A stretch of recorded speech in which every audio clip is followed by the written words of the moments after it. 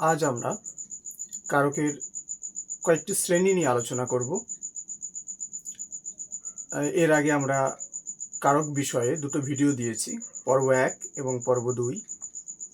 পর্ব একে আমরা আলোচনা করেছি কারক কি, বিভক্তি কি, অনুসর্গ কি ইত্যাদি বিষয় নিয়ে। দ্বিতীয় পর্বে আমরা কর্তৃকারক এবং কর্মকারক বিষয়ে বিশদে আলোচনা করেছি। আজকে তৃতীয় পর্বে আমরা আলোচনা করব করণকারক, অপাদানকারক, অধিকরণকারক, সম্প্রদানকারক এবং অকারক। প্রথমে আমরা আলোচনা করব করণকারক। প্রচলিত ভাবনা থেকে একটু বাইরে বেরিয়ে আমরা কারকের শ্রেণীগুলো সম্পর্কে একটু আলোচনা করব। প্রথমে আসি করণকারক। করণকারক বোঝার জন্য আমরা মাথায় রাখব কোনো একটি বস্তু দ্বারা কোনো কাজ করা বোঝাবে এবং এই কাজটি ইমিডিয়েট করা বোঝায়। ইমিডিয়েট বলতে মানে ঘটনাটি সঙ্গে সঙ্গে ঘটবে। কিরকম একটু বোঝার চেষ্টা করি। যেমন বঁটিতে হাত কাটলো, বঁটিতে হাত লাগলো এবং সঙ্গে সঙ্গে কেটে গেল, এবং বঁটি এই বস্তুটি দিয়ে এই কাজটি করা বোঝানো হচ্ছে। এই জন্য একে আমরা বললাম করণকারক। তাহলে করণকারক বিষয়টা বুঝতে গিয়ে আমরা কি বুঝলাম না, কোনো বস্তু দিয়ে যদি কাজ করা বোঝায় তবেই সেটা করণকারক হবে। এ প্রসঙ্গে মনে রাখবো, মানব শরীরের কোনো অঙ্গ প্রত্যঙ্গ দিয়েও যদি কাজ করা বোঝায় সেটিও করণকারক। কারণ মানব শরীরের অঙ্গ প্রত্যঙ্গের ক্ষেত্রে মানে মানব শরীরের অঙ্গ প্রত্যঙ্গগুলি কারক করার ক্ষেত্রে প্রাণ নেই, সেগুলো নিষ্প্রাণ অর্থাৎ বস্তু।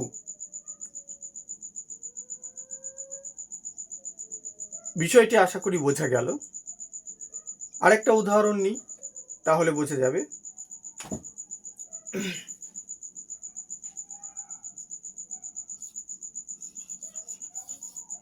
ছুরি দিয়ে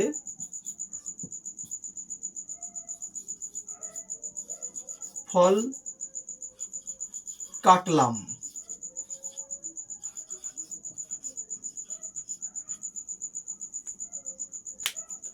একটু লক্ষ্য করলে দেখা যাচ্ছে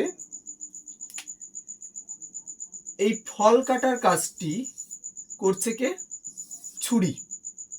এই ছুরি নামক বস্তুটি দিয়ে ফল কাটা হচ্ছে, তাই এই ছুরি হলো করণকারক। আশা করি বিষয়টা আমরা বুঝতে পেরেছি। করণকারকের এবার শ্রেণী বিভাগে যাই।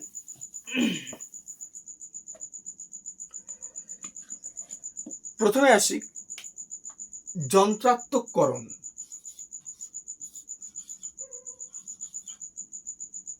যন্ত্রাত্মককরণ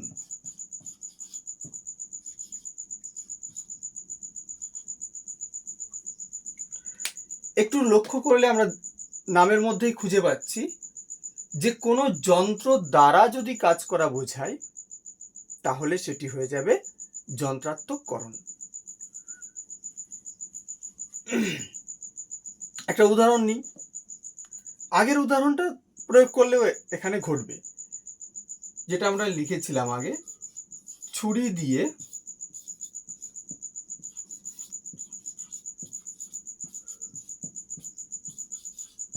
ফল কাটলাম।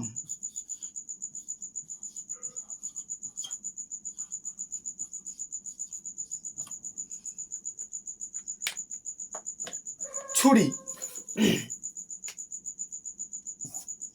কি হলো না, ছুরি দিয়ে ফল কাটা হচ্ছে, ছুরি দিয়ে ইমিডিয়েট কাজ করা হচ্ছে।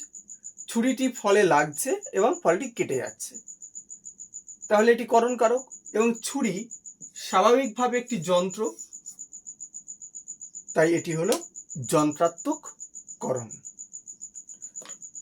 আশা করি আমরা বুঝতে পেরেছি। পরেরটা আসি করণের আরেকটা শ্রেণীতে।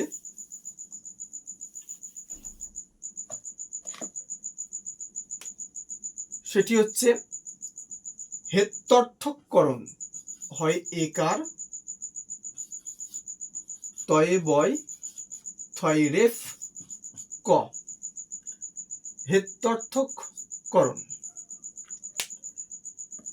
হেত্যর্থক মানে হেতু বা কারণ অর্থে যদি বোঝায়, হেতু বা কারণ অর্থে যদি ব্যবহৃত হয়, তবে সেটি হচ্ছে হেত্যর্থক করণ। একটু দেখি উদাহরণের সাহায্যে। মা শোকে কাতর।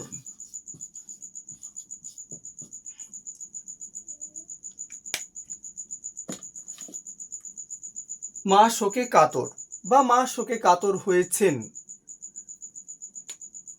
এটার দিকে তাকায়। শোক, এই বাক্যে মা শোক হেতু বা শোকের কারণে কাতর হয়েছেন, এবং মা শোক পাচ্ছেন এবং কাতর হচ্ছেন, ইমিডিয়েট কাজ করেও বোঝাচ্ছে, তাই এটি হেত্যর্থক করণ। এবার আসি উপায়ত্তক করণ।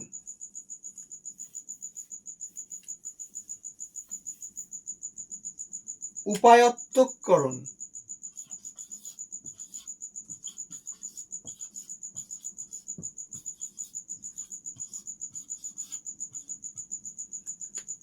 উপায়ত্তক মানে যে উপায়ের দ্বারা ইমিডিয়েট কাজ করা বোঝাবে, সেটি হবে উপায়ত্তক করণ। একটা উদাহরণ দিই, দেখি। যেমন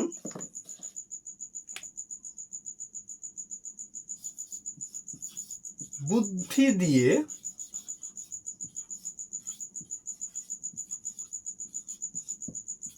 কাজটা করতে হবে।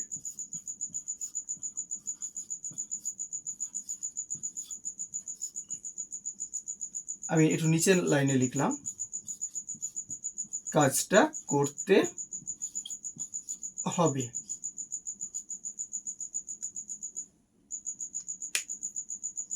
এখানে বুদ্ধি উপায়ে মানে বুদ্ধি দিয়ে কাজটা করা হচ্ছে, তাহলে বুদ্ধি দেওয়া হচ্ছে এবং কাজটি করা হচ্ছে, অর্থাৎ বুদ্ধির উপায়ে কাজটি হচ্ছে বলে এটি হলো উপায়ত্তক করণ। আশা করি বোঝা গেল। এবার আসি আমরা করণের বিপসা। বিপসা বিষয়টি আমরা আগের ভিডিওতে বলেছি। বিপসা মানে একই পদের দ্বিত্ব যদি ব্যবহার হয়, অর্থাৎ পরপর দুবার যদি বসে, সেটি হচ্ছে বিপসা। যেমন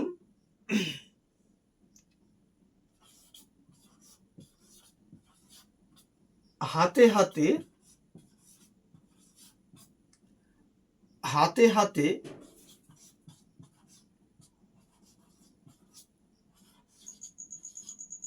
কাজটা করো।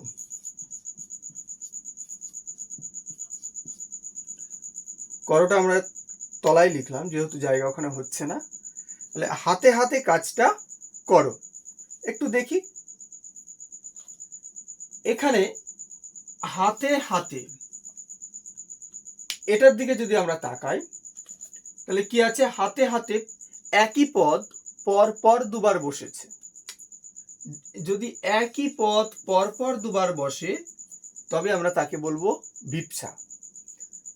এবং এটি করণ কেন?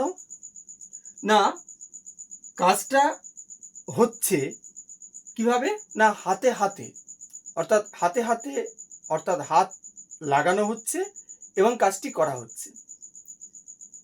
ইমিডিয়েট কাজ করা বোঝাচ্ছে, তাই এটি হলো করণের বিপসা। বিষয়টি আরেকবার বলার চেষ্টা করি। বিপসাটা কি না, একই পদ যদি পর পর দুবার বসে তবে সেটি বিপসা, এবং যেহেতু এটি করণ হচ্ছে তাই এটি করণের বিপসা। আরেকটি করণ আমরা করণ কারকের শ্রেণীবিভাগ দেখতে পাই, সেটি হচ্ছে সমধাতুজ করণ। সমধাতুজ করণ,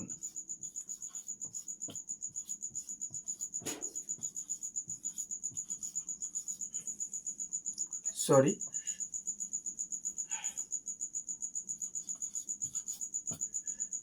সমধাতুজ করণ। সম মানে এক, ধাতু থেকে জন্ম, অর্থাৎ যদি ক্রিয়াপদ এবং করণ পদ দুটোই যদি একই ধাতু থেকে জন্মায় অর্থাৎ উৎপন্ন হয় তবে আমরা তাকে বলবো সমধাতুজ করণ। একটা উদাহরণের সাহায্যে দেখি।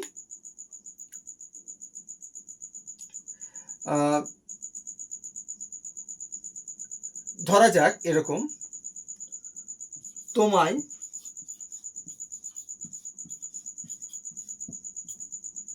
শক্ত বাঁধনে বাঁধব।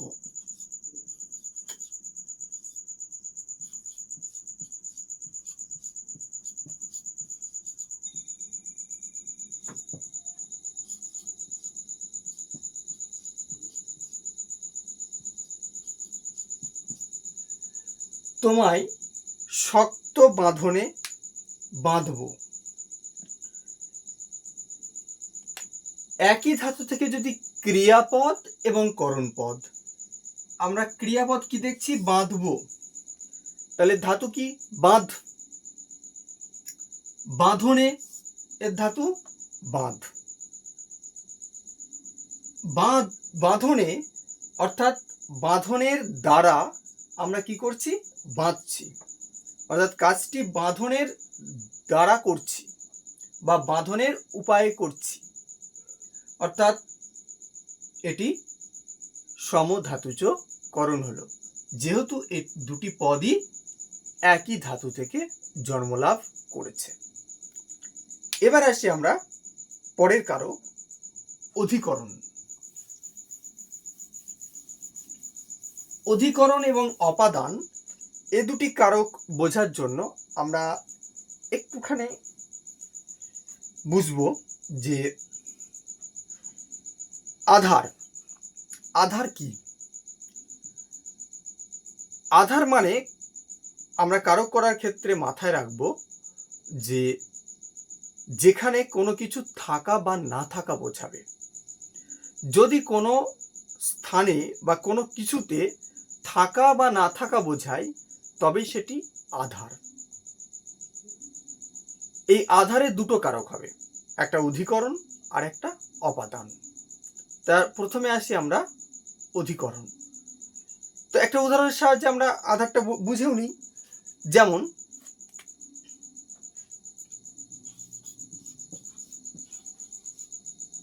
থালায়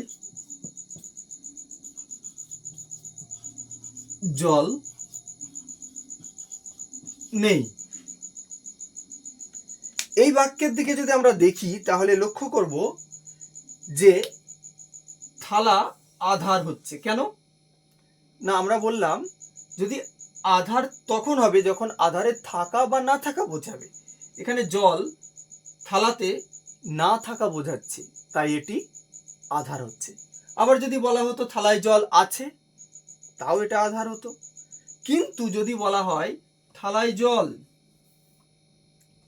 থালায় জল, তখন কিন্তু এটি আধার নয়, কারণ থালায় জল আছে না নেই তা কিন্তু বোঝাচ্ছে না। বেশ, তাহলে বোঝা গেল যে আধার কোনটি। এই আধার বিষয়টি আমরা দুটো কারকের ক্ষেত্রে মাথায় রাখবো। কি কি বললাম, অধিকরণ আর অপাদান। প্রথমে আমরা আসি অধিকরণ।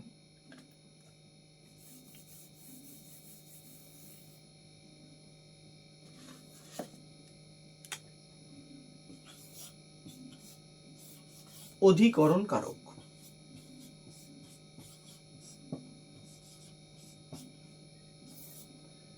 অধিকরণ কারক যদি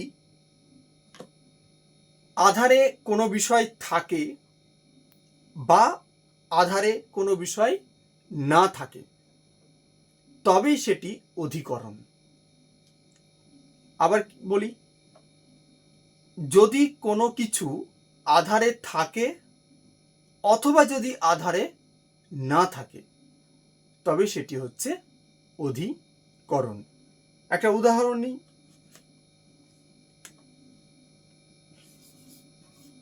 ঘরে লোক নেই।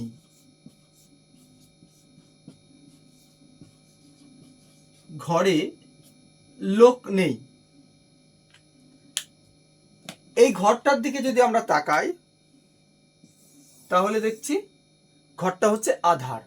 কেন আধার প্রসঙ্গে আমরা বলেছিলাম আগেই যে আধার হচ্ছে সেটি যেখানে কোনো কিছু থাকা বা না থাকা বোঝাবে।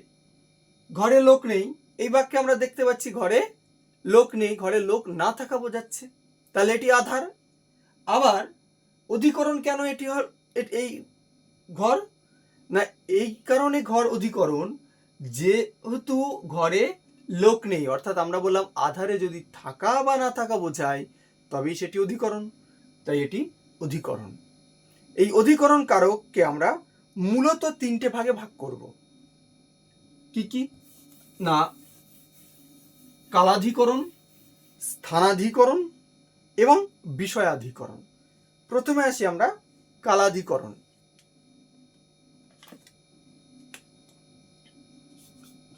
কালাধিকরণ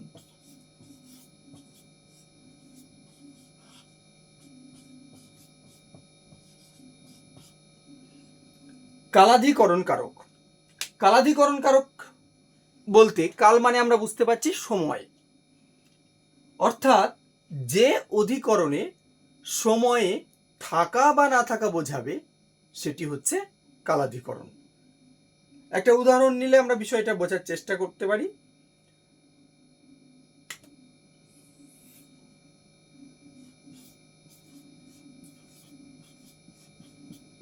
বিকেল 4টেই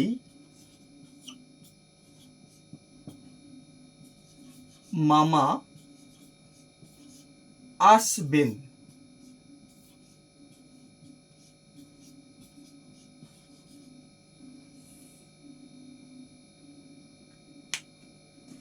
বিকেল 4টেই, এই একটা সময় বোঝাচ্ছে এবং সময়টা অবশ্যই নির্দিষ্ট হয় এক্ষেত্রে।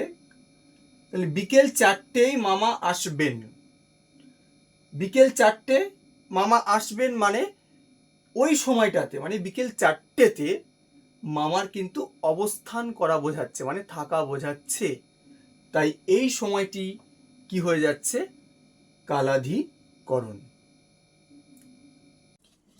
এবার আসি আমরা স্থানাধিকরণ কারকে।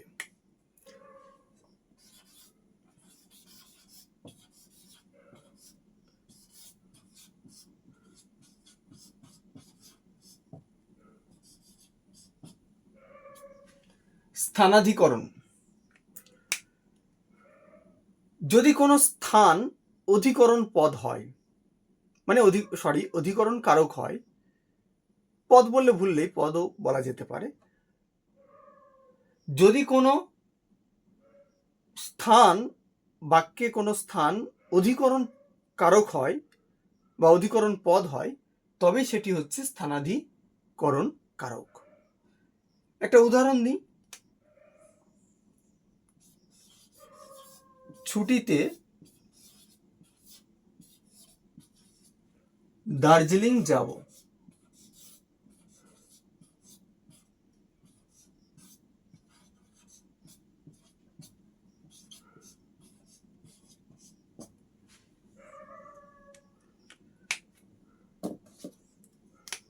দার্জিলিং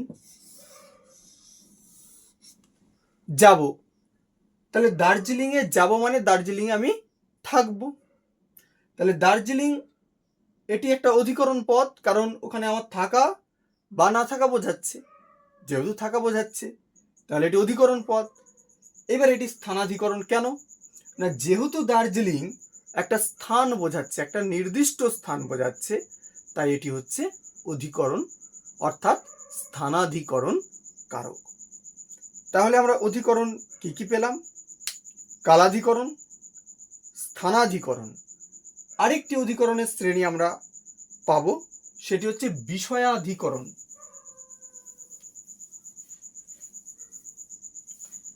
বিষয়াধিকরণ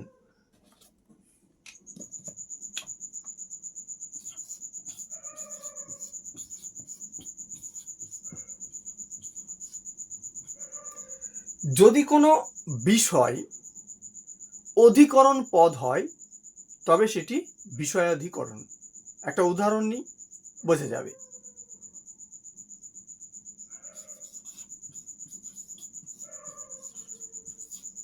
কথাটা রামায়ণে আছে।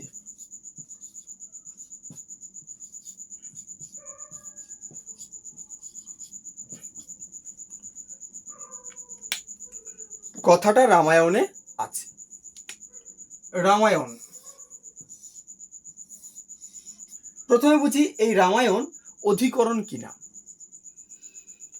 আমরা অধিকরণে কি বলেছি, আবার রিপিট করি, যে ওখানে যেটা আধার হবে সেই আধারে কোনো কিছু থাকা বা না থাকা বোঝাবে কিনা।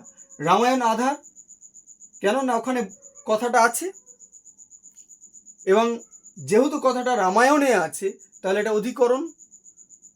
তাহলে রামায়ণ হলো অধিকরণ কারক। এবার এটি কেন বিষয়াধিকরণ? না, রামায়ণ একটা বিষয়, আমাদের একটি পৌরাণিক সাহিত্য। তাহলে রামায়ণ যেহেতু একটা বিষয়, তাই এটি হলো বিষয়াধিকরণ। আশা করি বোঝা গেল। এবার আমরা আসি অপাদান কারক। অপাদান কারক আমরা আধার বুঝেছি, আমরা বলেছি আধার দিয়ে দুটো কারক হবে, একটা অধিকরণ একটা অপাদান। আমরা অধিকরণ বুঝলাম, এবার অপাদান বুঝি। অপাদান হচ্ছে আধার থেকে যদি বেরিয়ে যায়। অধিকরণে বুঝলাম আধারে থাকা বা না থাকা বোঝানো, আর অপাদান হচ্ছে আধার থেকে যদি বেরিয়ে যায়। অর্থাৎ কোনো কিছু যদি আধার থেকে বেরিয়ে যায়, চলে যায়, বা এক আধার থেকে যদি আরেক আধারে আসে, তবে কিন্তু সেটা অপাদান হবে। কিরকম? সে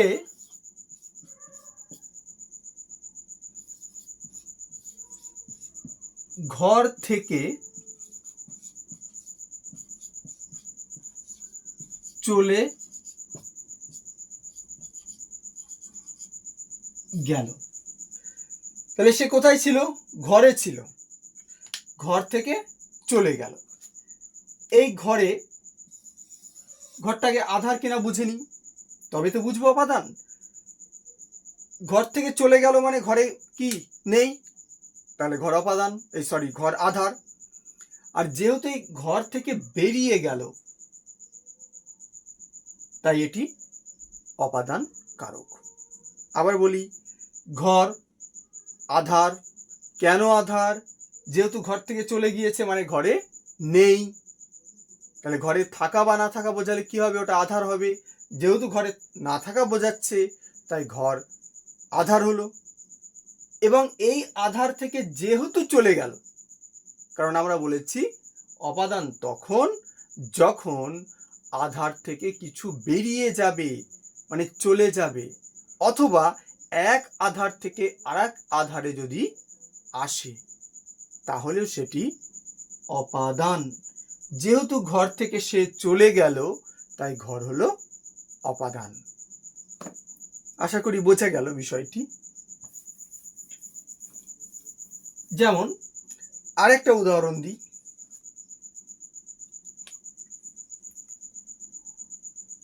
ধরা যাক গাছ থেকে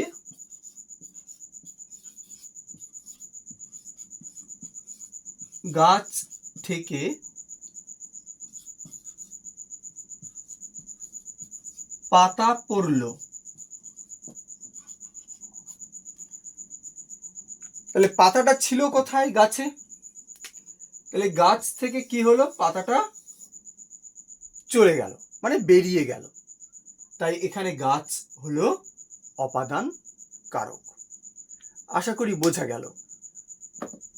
এই অপাদান আর অধিকরণে অনেকেরই খটোমটো কিন্তু লাগে, তাই খুব সযত্নে এবং সতর্কভাবে বাক্যের অর্থ এবং আধারের বিষয়টি যদি আমরা মাথায় রাখি, তাহলে অপাদান আর অধিকরণে কোনো রকম গোলমাল হবে না।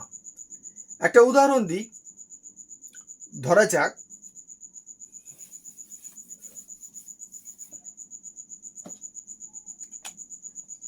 ছেলেটি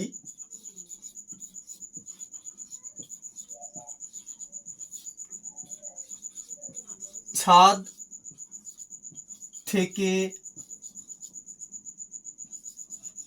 ঘুড়ি ওড়াচ্ছে।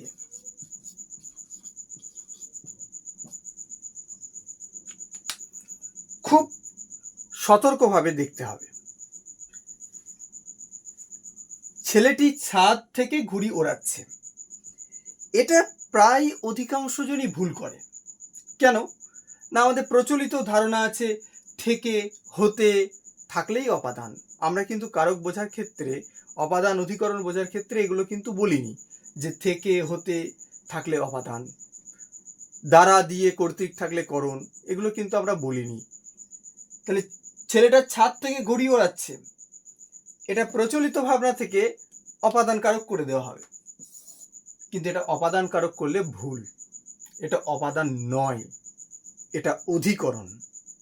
থেকে আছে মানেই এটা অপাদান নয়, এটা অধিকরণ। কেন? ছেলেটা ছাদ থেকে ঘুড়ি ওড়াচ্ছে, আমরা কি বলেছি? অপাদান তখন যখন আধার থেকে বেরিয়ে যাবে, অর্থাৎ আধার থেকে চ্যুত হবে, আলাদা হবে, পৃথক হবে, তখন হবে সেটি অপাদান। ছাদ থেকে ঘুড়ি ওড়াচ্ছে, ঘুড়ি ছাদ থেকে ওড়াচ্ছে, তাহলে ছেলেটি কোথায় আছে? ছাদে। ঘুড়ি ছেলেটির হাতেই আছে। আকাশে ঘুড়ি উড়ছে, কিন্তু তার লাঠায় আছে হাতে। যেহেতু ছাদ থেকে ঘুড়ি উড়ে চলে যায়নি, কেটে যায়নি, বেরিয়ে যায়নি, তাই এটি কিন্তু কোনো মতে, কোনো অবস্থায় এটি অপাদান নয়, এটি হবে অধিকরণ। কারণ ঘুড়ির অবস্থান ছাদেই আছে।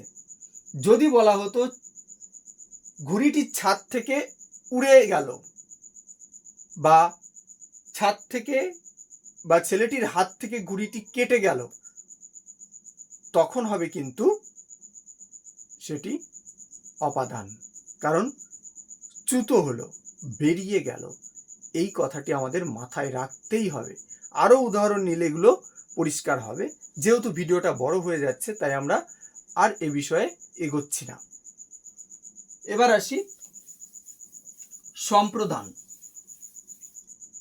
সম্প্রদান কারকে প্রচুর ভুল হয়, কারণ সম্প্রদান কারক অনেকের ক্ষেত্রে একটু অসুবিধে হয়ে দাঁড়ায়। শুধু আমরা মাথায় রাখি সম্প্রদান, যার আরেকটা অনেকে করেছে নিমিত্ত কারক, মানে নিঃস্বার্থ দান বোঝালেই সম্প্রদান হয়, এবং যা দান করা হয় সেটাই সম্প্রদান। এই প্রচলিত ভাবনাটা একটু সরিয়ে রাখি। সম্প্রদান কারক হচ্ছে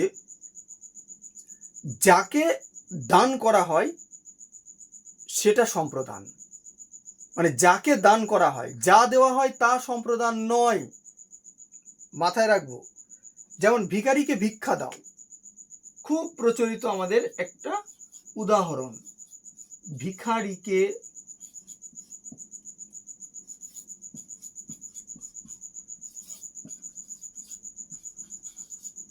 ভিক্ষা দাও,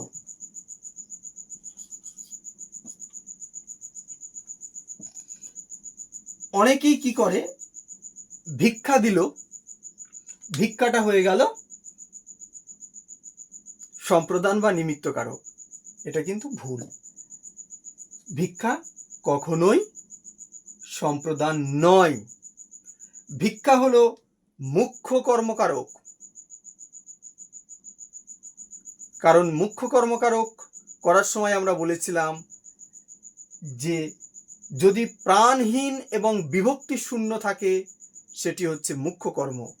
ভিক্ষা, এখানে প্রাণ নেই এবং বিভক্তি শূন্য, তাই এটি হলো মুখ্য কর্ম। এটা কোনো মতে ভিক্ষা কখনোই সম্প্রদান নয়। তাহলে সম্প্রদান কি? একটু আগে আমরা বললাম সম্প্রদান কারক হচ্ছে যাকে দান করা হয়। ভিখারিকে, ভিখারিকে হলো সম্প্রদান। আসলে গৌণকর্ম সম্প্রদান কারক। একটু গোলমাল হলো, যাই হোক আমরা অত বিতর্কে যাচ্ছি না। এটুকু মাথায় রাখবো যে যাকে দান করা হচ্ছে সে কিন্তু সম্প্রদান।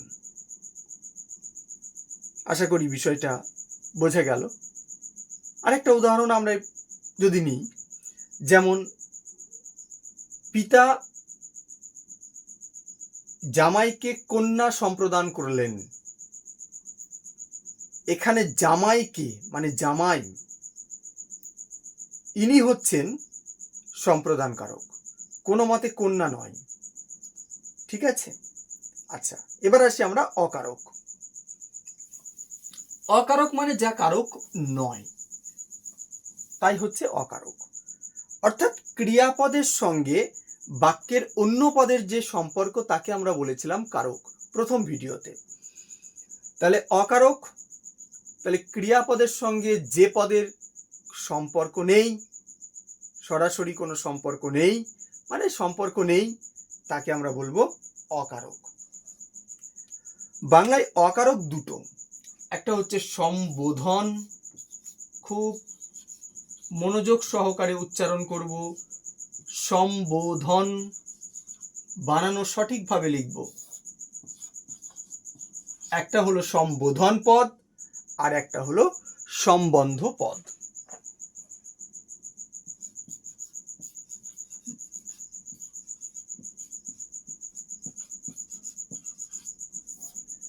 তাহলে দুটো,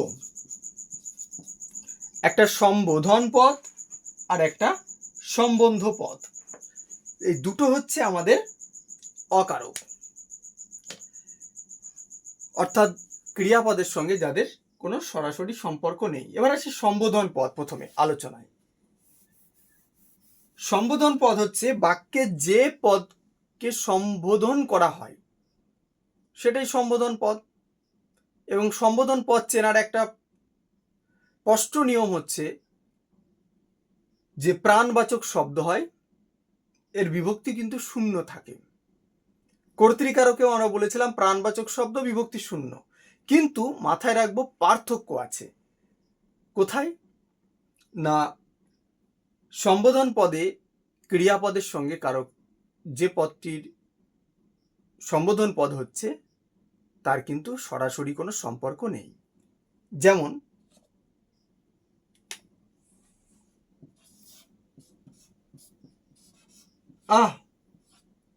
ছোট মাসি,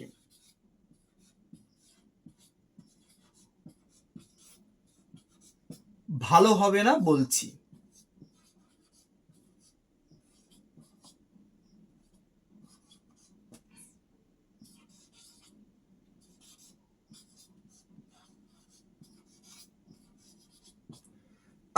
ছোট মাসি, ভালো হবে না বলছি। এখানে ক্রিয়াপদ কি? বলছি। এর সঙ্গে এই ছোট মাসি নামক পদটির সম্পর্ক কিন্তু নেই, অর্থাৎ অন্যয় বা সম্পর্ক গড়ে উঠছে না, তাই এই ছোট মাসি হচ্ছে অকারক। এবং এটি একটি প্রাণবাচক শব্দ এবং বিভক্তি শূন্য, তাই এটি সম্বোধন পদ।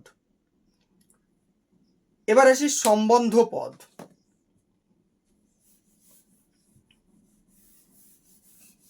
বাক্যে যে পদের সম্পর্কে কিছু বলা হচ্ছে, সেটাই হচ্ছে সম্বন্ধ পদ। এবং এটিও অকারক বলা হয়েছে, তার মানে এটাও ক্রিয়াপদের সঙ্গে কোনো সম্পর্ক নেই। একটা উদাহরণ নিই।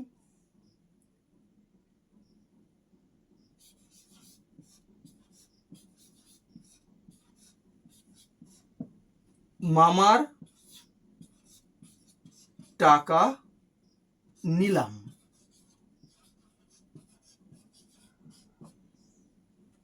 মামার